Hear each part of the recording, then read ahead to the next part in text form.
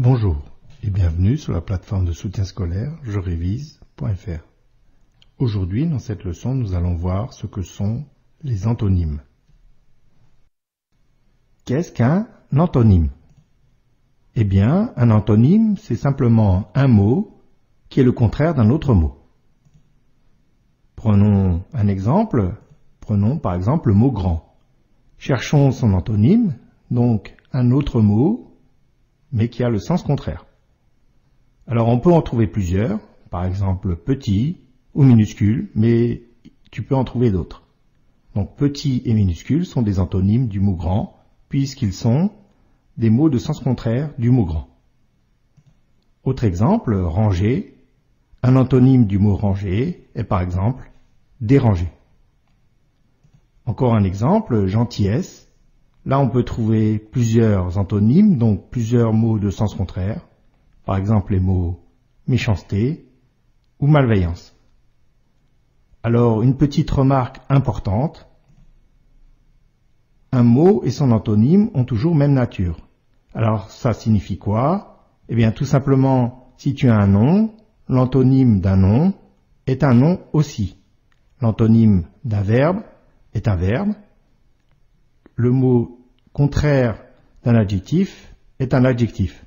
Donc faites bien attention, un mot et son antonyme ont toujours la même nature. Nous avons vu qu'est-ce qu'un antonyme, c'est un mot de sens contraire.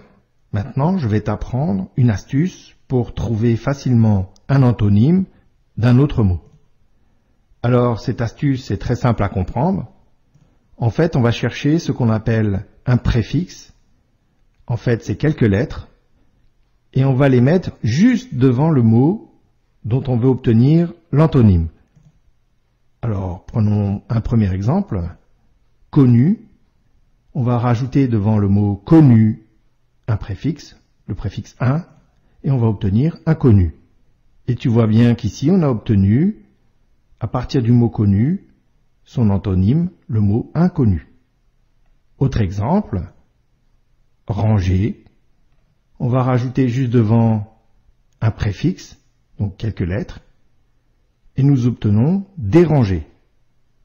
Donc tu vois bien ici, ranger et déranger sont des antonymes, des mots de sens contraire. Satisfait, là aussi, on peut rajouter quelques lettres devant, donc un préfixe, et on obtient insatisfait.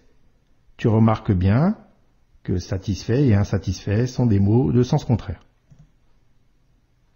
Prévu, là aussi, on rajoute deux lettres et on obtient imprévu. Heureux, on rajoute quelques lettres devant et on obtient malheureux. Alors, retiens bien, pour trouver facilement un antonyme d'un mot, on prend le mot et on rajoute devant quelques lettres que l'on appelle un préfixe. Souviens-toi, un antonyme est un mot de sens contraire. Pour trouver facilement un antonyme à partir d'un mot, il suffit de rajouter devant ce que l'on appelle un préfixe.